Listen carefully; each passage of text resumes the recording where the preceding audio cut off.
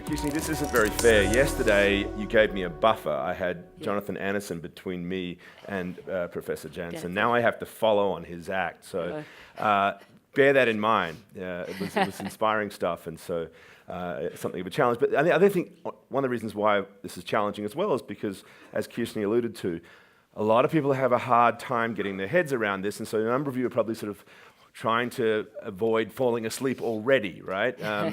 Blockchain, Bitcoin, these things make our heads spin. And I'm going to try to unpack it for you, demystify it, give you some sense of what it is. But I am going to acknowledge that it is hard, not because it's complicated, per se, but because we have sort of strictures of thinking that make it difficult to think outside boxes, right? This is a platform technology. This is a way to reimagine how we govern our relationships with each other in a digital context. But it really goes to the heart of the structure of the economy. And there's a lot of things that we do in our existing economy which we just take for granted. And that creates this stricture, and it makes it hard sometimes to jump outside the box. I'm going to try to take you outside the box because it's when you do that you really start to confront change. And it does sound to me, having been here for a little more than 24 hours, both Cape Town and here, that there are quite a few problems in South Africa. So having a new way of framing the issues and framing the problems is useful, and this is why I'm excited about this technology. Now, it's called The Truth Machine, the title of my talk. We've got the Cape Town, should say Johannesburg, but anyway. Partly because I'm shilling a book, so this is the thing. I've got a book coming out, the second book, the sequel to The Age of Cryptocurrency, called The Truth Machine. So if you like what you hear today, feel free to buy this. But I also like to sort of give a little bit of a primer on the name, because people in the blockchain space sometimes get accused of being kind of hypey and excessive, and sort of claiming that you have a machine that can find the truth sounds pretty extreme, right? What I'm going to try to explain to you guys is that this is an exercise in not exactly absolute truth, not religious truth, but the truths that actually really matter in the economy, which is to say the consensus ideas that we all come to agree upon, the set of facts around which we reach agreements, and then build relationships, coordinate economic activity, and so forth. This is a new way to go about that process. But anyway, what everyone always talks about is not that process. They focus on this. So I'm going to ask for a quick show of hands. Who owns Bitcoin? 1, 2, 3, 4, maybe. Yeah, guys, get with it. No, it isn't actually the most important thing. Any other cryptocurrencies, for that matter, sometimes, interesting. There actually seem to be a few more. Okay. It's really not the most important thing. I'm going to explain to you why that's the case. But it is worth noting, nonetheless, that if you had bought Bitcoin at 0.6 cents, I think it was, back in the middle of 2011, you could first start buying it, and sold at the top of the peak at the end of last year, 21 million% return on investment. So not a bad one, that one. But what is all the fuss about? Well, it's actually about how the blockchain, the underlying technology that upon which Bitcoin is built, resolves this core problem, trust. And I'm always very pleased to see that Coronation embraces this as an important word, and it's an important word because we care about it. Without trust, we really couldn't have formed civilization. It was necessary for us to come out of the trees and form tribes, right? We can't enter into exchanges with each other unless we know that this other person is going to actually, carry out what they are promising to do and not stab me in the back. And what we've done through history is we've come up with centralized solutions for this problem of trust. We've created institutions that intermediate between us because we can't trust strangers. We can't trust all these other people who we have to interact with economically. And the most important, really, or certainly the most problematic, if you like, for the sake of how we might focus on these reforms, are banks. This guy is the most famous, important banker in history. Not the most famous, but certainly I would say the most important. Giovanni de' Medici, right? At the end of the 15th century, he discovered that if he took double-entry bookkeeping and placed it into the business of credit intermediation, he could effectively create money, so that rather than have to worry about, just hand-to-hand passing of banknotes and coins, we could now have, say, a merchant in Venice sell something to an importer in London and receive payment because one account will be debited and the other account will be credited. Voila. You now have payments running through the banking system. Money is created. But the thing is, to do that, they do this really important job, which is critical to how we deal with this trust problem when it comes to transactions. They keep the ledger. Right? These are the ledger keepers, and banks became absolutely critical ledger keepers because money, by the way, is not a thing. It's not this token that we hold in our pockets. That's just a representation. It's a means of communication. What money is this record, right? It's a ledger, takes the form of your bank account, but it also takes the form of this thing, this massive amount of paper that we pass around that keeps track of all of the payments, the debits and the credits, the debts and the clearing of those debts around society. That's what money is. So these guys played this critical role of being the ledger keepers, of keeping that money record. But there's a problem with centralized ledgers, and I'm going to give you two words. Right? These guys were sent, this was a trusted third-party problem, which is the phrase that Satoshi Nakamoto, he, she, it, they, we don't know who this person or they were, the guy that invented Bitcoin, the concept that invented Bitcoin. But a trusted third party is this concept that we rely on them. We sort of invest our trust in some institution or some person to intermediate the trust for us between other people. And that's what Lehman Brothers were doing when they were keeping track of their accounts. We had to trust that what they were telling us was accurate about all those repos that they had and the CDS exposures and the CDOs and all these acronyms that we turned out to be bogus. And of course, it wasn't just Lehman Brothers, it was multiple banks that had the same problem. Northern Rock in the UK, Merrill Lynch, all these litany of sort of disaster cases from 2008. What we had were multiple centralized ledgers, all out of sync with each other, being reconciled imperfectly, and all of us having to trust each of those multiple ledgers, and that's the way the world still is. Just ledgers, ledgers, ledgers, ledgers, and we have accountants filling up all the skyscrapers of the world, busily trying to reconcile each other's accounts and making sure that we can figure that out. Now, that is a cost of trust. Trust is expensive.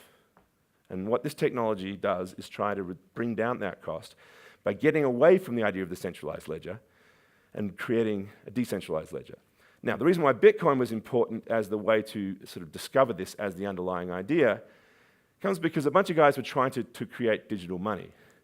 And to give you an example, I'll just talk about how, for me, living in the United States, I could imagine if I was sending money over the internet, which should be able to do since money is just information, why wouldn't that be possible before Bitcoin came along? Because if money is a ledger, money is a record, who's going to stop me from just double spending my money and sending it to some other guy over in Rome? Right? I mean, you can double spend on the internet $1. You can counterfeit $1. $1 is only valuable if it can't be spent, right? So assuring that the ledger doesn't have double spending in it became the fundamental challenge for internet money. And it took 20 years until Satoshi Nakamoto came along to figure out how to do it.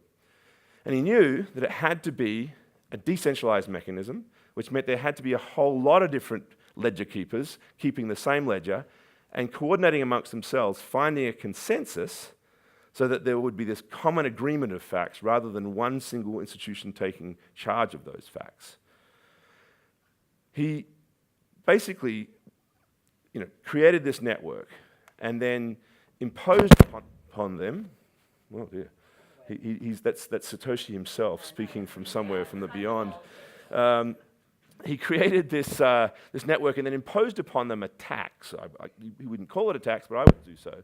It's a computation cost that required each of these guys to do some computing work, and that becomes extremely expensive in terms of electricity and computer resources, to participate in this network and to earn Bitcoin for the sake of doing so. And the reason why that was important is because he had to keep everybody honest, right? Because you could just replicate yourself in the network and then take over the 51% requirement to reach that consensus and ultimately just double spend again. I could create multiple versions of myself and vote in favor of my fraudulent double spending.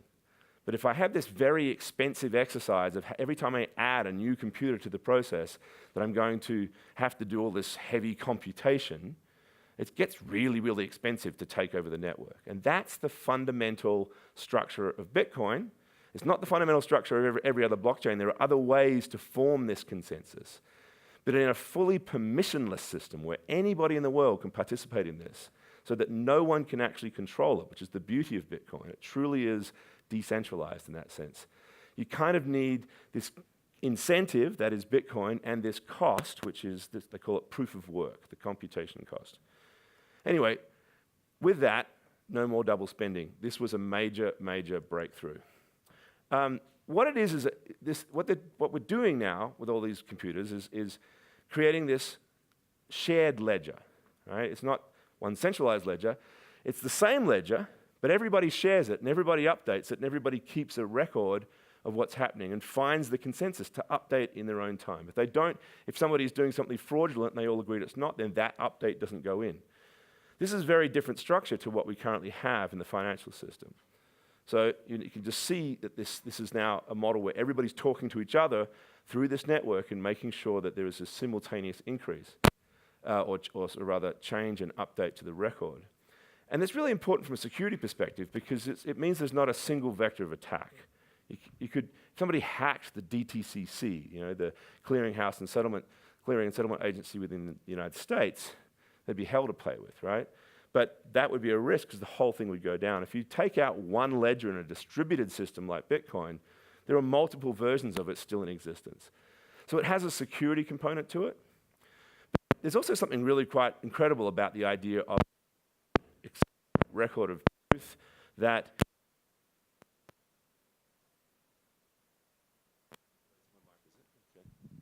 and that is, how are we doing? Okay.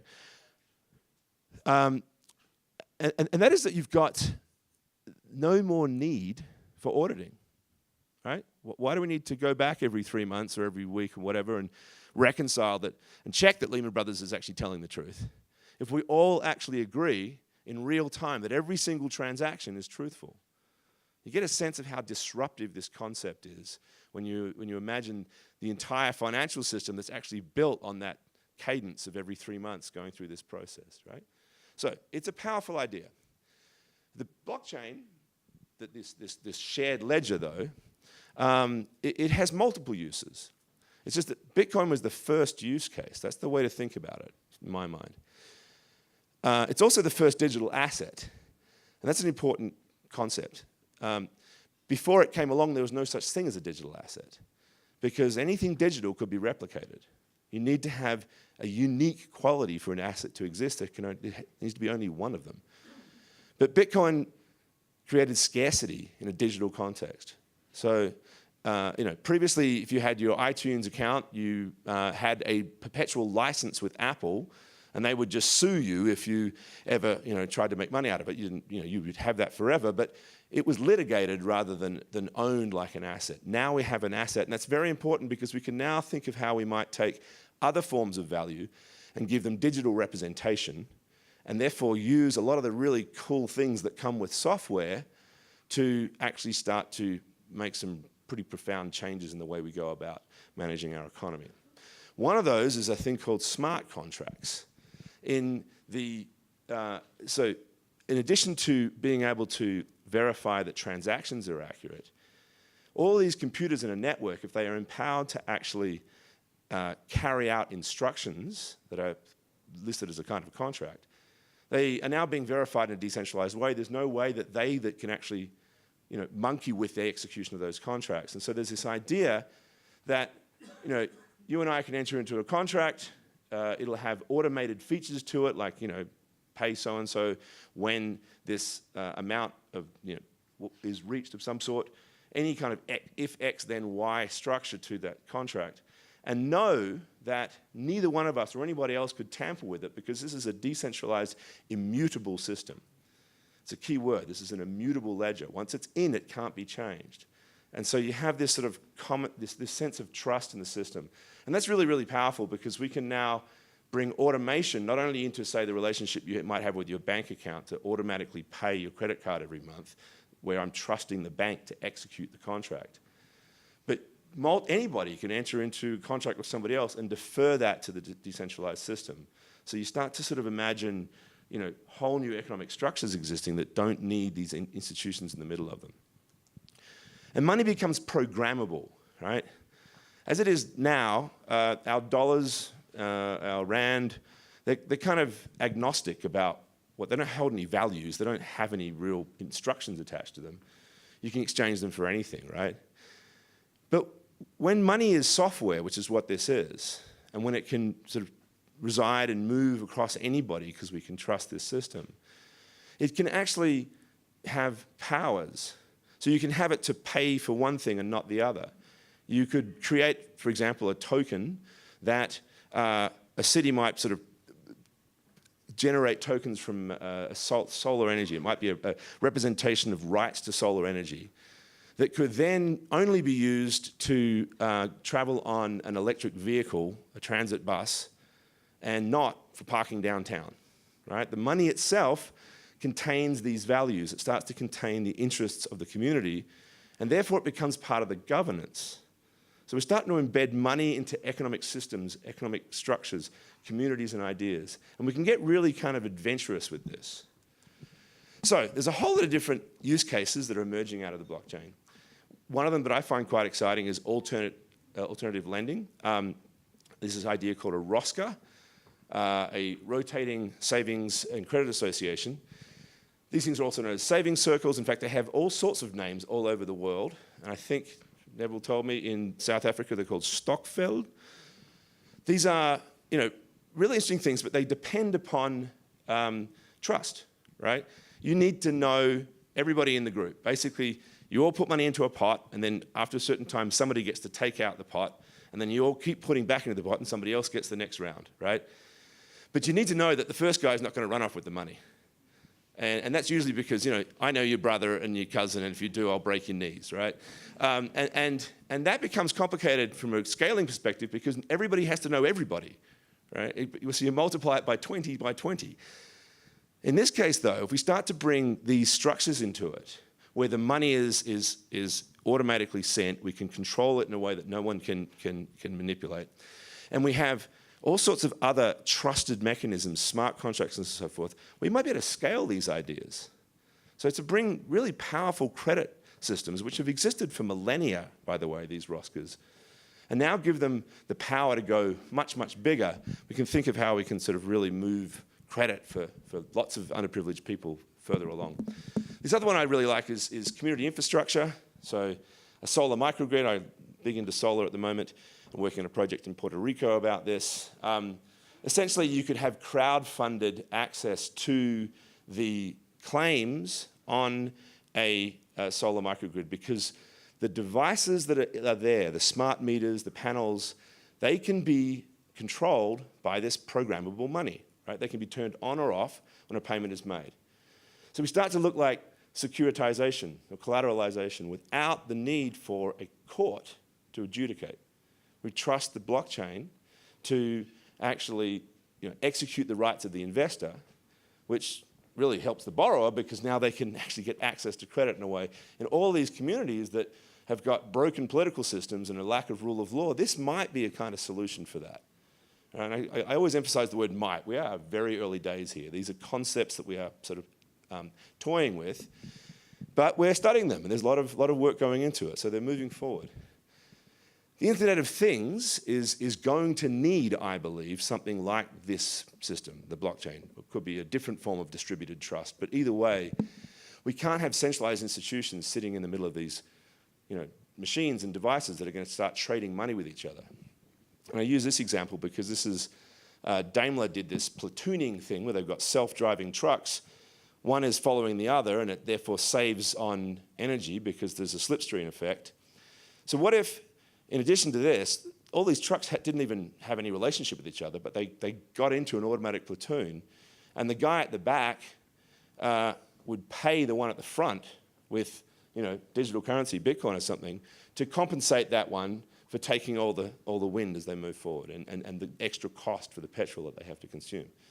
These are some of the exciting ideas that we can start to think about when money is programmed, when we have smart contracts, and we have the blockchain working as the intermediary. Supply chains are really a big issue because supply chains have a fundamental trust problem.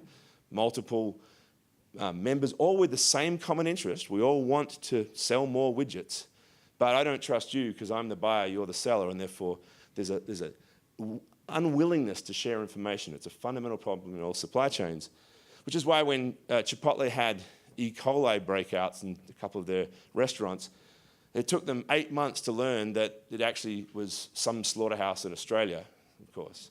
But they couldn't even figure out, obviously which one or which state, and it was 8 months too late anyway, and by that stage their share price had plunged and it hasn't ever recovered from this. But if you had the capacity to know in real time, because you've got encryption and these other means of sharing information through a blockchain, what every work process is being done, and I can see that you are or you are not compliant with whatever rules I have in place, I can have a much more confident position on the quality of my goods in real time. Right? These are powerful ideas. They also potentially give the power of provenance knowledge to consumers. So I know that this is truly fair trade coffee, or truly not blood diamonds, for example. There's a company called Everledger that's doing this precisely with blood diamonds, or trying to sort of prevent the blood diamond problem. Trade finance is a huge possibility. Multiple SMEs, more than 50% of the little small and medium enterprises of the world can't get access to letters of credit because banks don't trust that the documents they furnish are accurate. Right? There's been huge frauds in this in China, billions of dollars used to replicate commodity bills of ladings and things like copper. And this is a big problem. So banks just basically say no to these guys. How do I know that this document has not been furnished to somebody else? But if we registered it in a blockchain and we knew that it could not be replicated, there's no way this thing could have been double spent. In the same way that we can't double spend Bitcoin, we can't double spend our claim on a letter of credit or on a bill of lading, then I can give you money. Right? There's this idea that we can unlock financing through this process. Similar ideas are being applied to property titles, and so many countries have terrible property registries and land registries. The idea that we could register in an ongoing basis into a record that no one can change. You can't walk into the registrar's office and say, here's $100, please put my name on the deed and not the guy that's on it now. You can't do it because you just can't change the record. I think this is exciting because I think we might be beating the tragedy of the commons. And it's a pretty big claim, just like the truth is a big claim. So I'm going to break it down a little bit. Bitcoin has miners acting in their self-interest, but at the same time solving a public interest. They're looking after a public good, the blockchain ledger. That's the first time really we've ever seen this happen, because the tragedy of the commons, as Garrett Hardin, the famous ecologist, said, was a lesson that basically said human beings don't trust each other enough that they can't manage a public resource and look after their self-interest at the same time. That we might be able to do this differently is kind of big because we have this huge tragedy of the commons problem right now, the climate change. We all know how to fix climate change, but we don't know how to coordinate together. So the idea that we could use a trusted means of sharing information and acting on that, and maybe also tokens that incentivize us to do that, is a pretty powerful idea. This is the Hack for Climate, was exploring a lot of these ideas. I was at that on the sidelines of the COP23 climate change conference in Bonn in November. So I just mentioned the word tokens. That's been a big thing. You probably heard all the hype about ICOs, initial coin offerings, massive amounts of money raised for this. Yes, there are a lot of scams. Yes, there are people raising way too much money with not nearly enough details in what they're actually doing, and people are going to get burned. Right? This is truly a bubble, but it's a really interesting bubble, and I think that we need to think about what is going on underneath it, because if we think about what the dot-com bubble did, yes, a lot of money was lost. It was a rather traumatic experience for a lot of people that were in it, but that cheap capital that flooded into the marketplace was then used to roll out fiber optic cable all over the world and develop 3G mobile technology. And after that, after the bubble collapsed, we got Google and Amazon and Uber and Netflix, and cloud computing and social media, and the whole new infrastructure was built upon this cheap financing. I think something very similar is happening in the token world. These ICOs are putting money into a new form of infrastructure. But it's not physical infrastructure like in the dot-com boom, it's social infrastructure. Communities of collaborators, developers, are incentivized by these tokens to build network effects, to build free, open, accessible systems that will be the foundation of the future decentralized economy. So there's something really big going on. We're all going to sort of give you all the I told you so's when the thing collapses, I know that. But just focusing on the money and the speculation and the hype is missing the point. So this is sort of a major message of mine. There are some big challenges though. If you put something into an immutable ledger that is false, it will stay false. So garbage in, garbage out is important. And therefore we have last mile trust issues. We need to make sure that whatever's going in, whatever sensors, whatever sources of data we're getting going into these ledgers is also trustworthy. And that's kind of, you're never going to get away from the trust problem, but there is really interesting work being done around how we actually prove the reliability of devices at the same time. There's a big scalability problem for Bitcoin and these permissionless systems, but at MIT we're working on ways to really ramp up the number of transactions that can be run through this, and I can talk about that maybe in questions. There's a transparency issue because even though everyone thinks Bitcoin is anonymous, in fact, you can be traced. It's a fully accessible thing, and that's actually not such a good thing. If you are a bank entering into a transaction, you don't want to show your position. Regulators have a big hard time with this because this thing doesn't fit within their box. It is so outside the kind of regular rules. So there's a whole lot of work that needs to be done on regulations and on standards so that we're not just building silos. And ultimately, this is a cooperative social technology. Everybody has to come together and do this, and that's a herding the cats problem. So I'm not saying this is happening tomorrow, but there are thousands, tens of thousands of developers, all motivated by sometimes money, but sometimes just passion to change the world, who are pouring in an open source, open collaborative environment all of their energy into fixing these problems, into building these systems. It's real, and I think it's actually very exciting. So here's some contact details. If you ever want to get in touch with me, find it interesting, again, you can think about buying the book, and I'm happy to take questions. Super, thank you very much, Michael. I think one of the quick questions is, we know that Bitcoin is the first technology that's really transitioned over into the mainstream, or mainstream recognition of the blockchain technology. And we know that what we've seen is the speculative bubble, or the behavior around the investment case has been rather speculative. Do you think it is actually possible at this point to value what the blockchain technology is likely to bring? I need to use the mic, I think, don't I? Yeah. Yeah. So let me also just hydrate. Okay. Well, in a pure free market sense, it's already being valued, right? With it's valued by Bitcoin. This is an expectation, a bet on the future. But no, that's not really the point. I don't think it is. I don't think it's actually possible to put a value on TCP/IP. So I think of the blockchain as being TCP. Who knows what TCP/IP is, by the way? I don't. One name, one hand. I love the fact. I didn't know what it was until I got into Bitcoin, but it's actually the internal combustion engine of the internet. Without it, we would not have the internet. It is the protocol that runs everything. But that is a really, really powerful piece of software, and it has changed the world.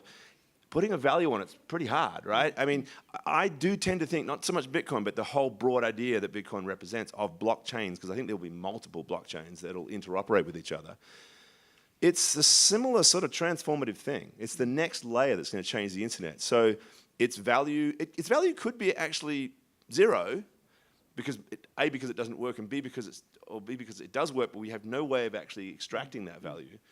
But it could be just enormous. And I think that's one of the reasons why there is this interest in it. People are thinking, wow, if I could got in on the ground floor of the internet and taken a share in the internet, I might as well throw a few bucks at that and see what happens.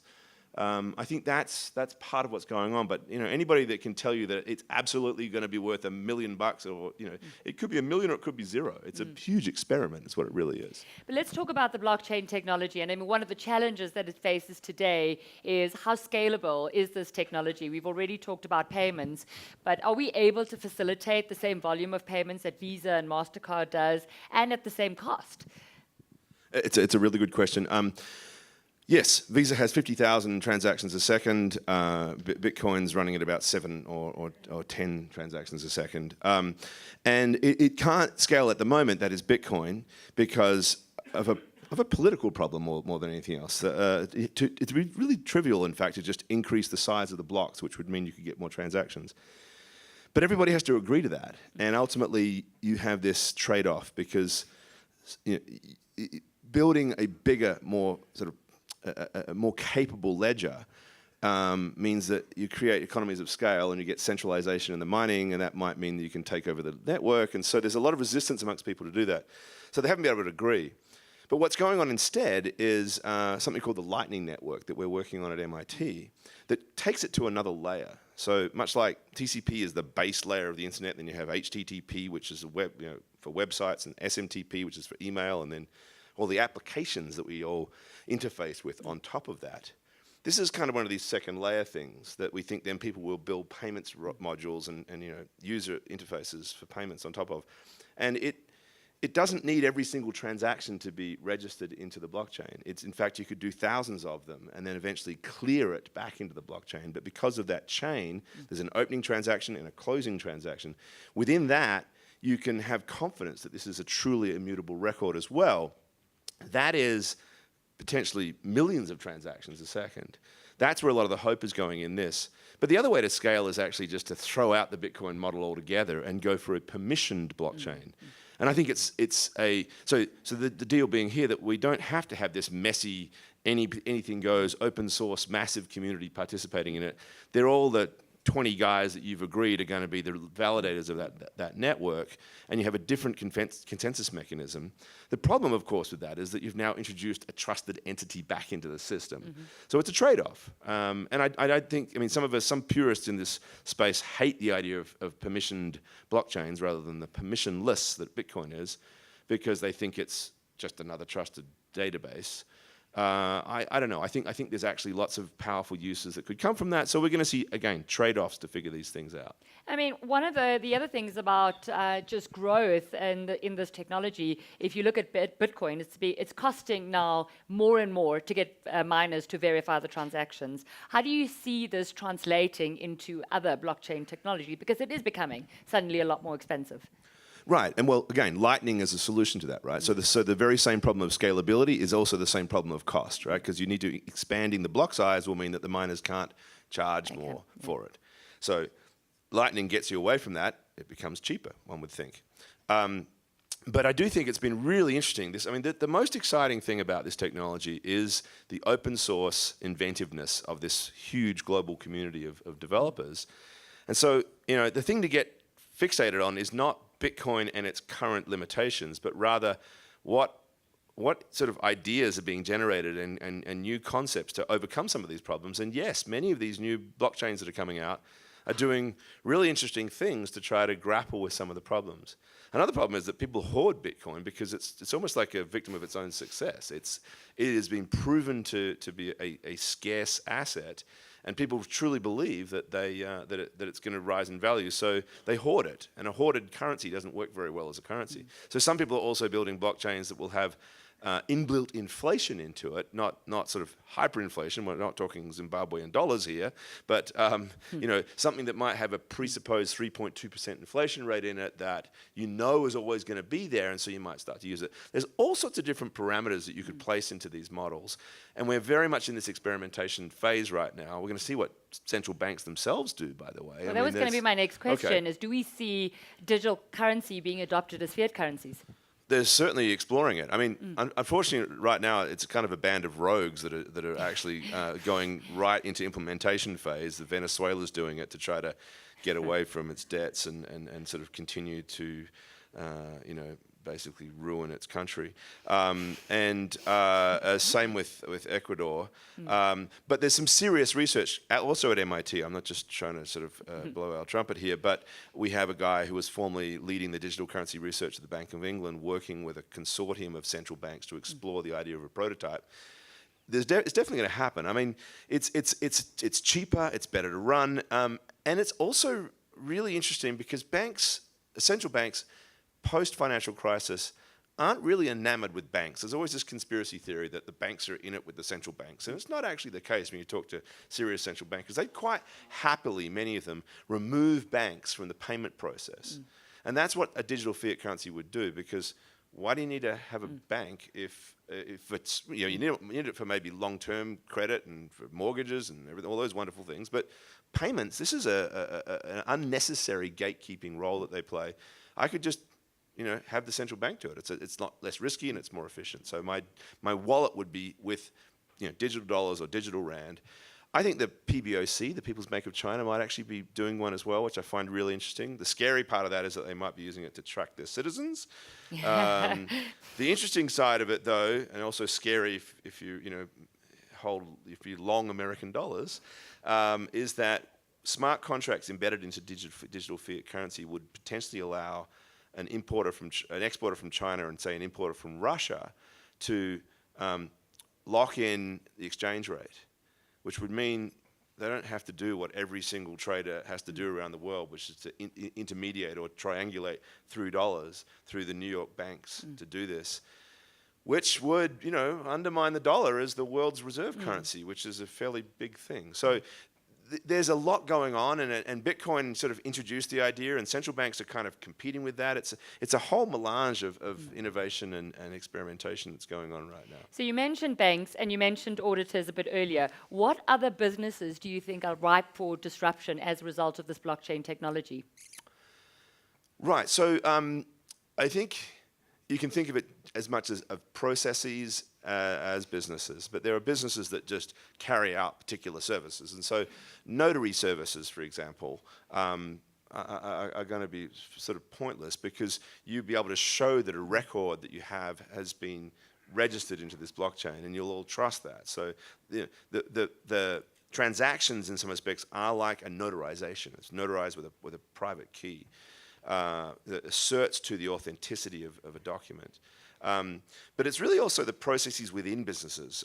Again, we mentioned auditors, but accountants that actually keep track of it, unfortunately. I think record companies might go away. I think I would love to see Facebook go away. I'm not a big fan of Facebook. And I think that if we can build a decentralized social media system or a decentralized music rights system, where, remember I mentioned that you have this idea of a digital asset. So now that a song that I've produced, Imogen Heap, by the way, some of you might know, wonderful British singer and a friend of mine. She's a Grammy Award-winning singer. She's actually launching this project called Mycelia to figure out how she and other artists could control their control their songs, know who's using it, maybe give it away, but also have control over it in a way that they've never been able to before. Similarly, I think in social media, we pay Facebook with our data, our very valuable data, to then use the content that we produce to generate advertising for Facebook, right? What if we had a decentralized system that nobody controlled, and we found out a way to reward ourselves for the work and the creative stuff that we're doing, which is what really excites me more than anything else here, whether it's content or innovation. The idea that we can disintermediate away from these institutions, these sort of behemoths that control our digital world. And our digital identity. Our digital identity is a critical part of this. It really is. So the idea that I have my data and I get to parcel that out to whoever I want, and not just leave it exposed to Equifax or whoever. Not only am I safer, I think I'm more empowered. So the future is one in which, this is the optimistic side, of course, all the jobs that get lost is one side of it, but a world in which individuals and businesses now have access to finance they didn't have, and can really take charge of their data and their talents and their assets to do whatever they want, to form their own sharing economy relationships and everything else. this is the kind of future, I think, that is the optimistic side of an otherwise sort of scary outlook. Okay, last question. How do you think authorities are going to approach regulation of blockchain technology? Because at the moment there are a number of tax and legal loopholes. How do you see them addressing it? Yeah, and it is a number of tax because it's multiple different strategies in different countries, which doesn't really help much because it's a borderless technology, right? What I think is going to happen, and already is this notion of regulatory arbitrage. So, I'm an innovator. I've got some radical new idea. If I do it in New York right now, I get hit with all these massive custodial requirements. I'm going to go to Switzerland. It has a much sort of more friendly token generating regime. Or I might go to London where there is, this sandbox idea. That I think is going to put pressure on other institutions to sort of, and the world to figure out what the harmonious position is. You're never going to have uniform regulation. I will say we do need regulation. It's clear to me that this chaos in the ICO market is in need of some form of regulation, whether it's external or internal. People need to be held to account for this. It's sort of defeating the purpose of the accountability that we want the system to have. I think there's going to be, an understanding. We need to come up with the right taxonomy. So regulators are going to have to figure out what exactly they mean by a blockchain, what do they mean by a digital currency, what do they mean by a private key, and what does it mean to have property or own something when it's in digital form, and it all comes down to my control of my private keys rather than the physical asset itself. Huge questions that need to be answered. I think we need international conversations, maybe and coordination. Collaboration. Collaboration, yeah. I think that, I don't want it to be monolithic. I think competition and regulation is useful, but at the same time, having a huge hodgepodge of different regulatory regimes isn't really helpful to anyone either. Super. Michael, thank you very much for that. Thank you.